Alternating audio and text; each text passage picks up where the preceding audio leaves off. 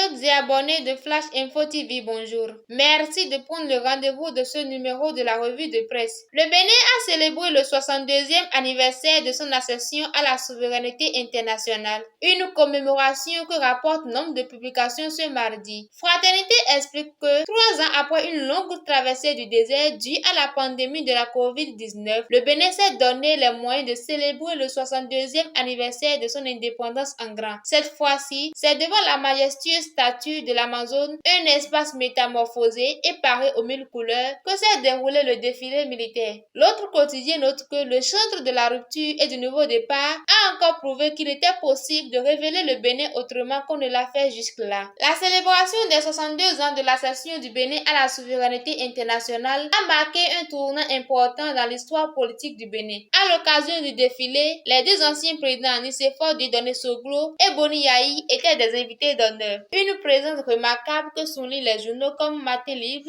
qui, affichant les photos du chef de l'État avec ses prédécesseurs, souligne que c'est une fraternité au goût d'inachevé. Le matinal est plutôt d'avis contraire et y voit un grand moment de cohésion nationale. C'est d'ailleurs ce qui fait le premier titre de fraternité qui écrit que, longtemps absents aux cérémonies officielles, Soglo et Yayi ont accepté cette fois l'appel du président Patrice Talon. Pour la plupart des acteurs politiques, ces deux présences donnent un cachet spécial à l'événement. Mieux, c'est un symbole de l'unité nationale. Le matinal ajoute que le président Patrice Talon, toujours dans la dynamique de décrispation de la situation sociale et un bon père de la nation, a mobilisé toutes les forces vives du Bénin, du nord au sud, de l'est à l'ouest, de la mouvance comme de l'opposition, pour célébrer d'une même voix cette fête de l'indépendance. Le Soleil Bénin Info, l'événement précis, font le même constat en parlant de la célébration sous le signe de l'unité nationale. Au-delà de la cohésion et de l'unité nationale, le Grand Matin note que ce fut une occasion pour rendre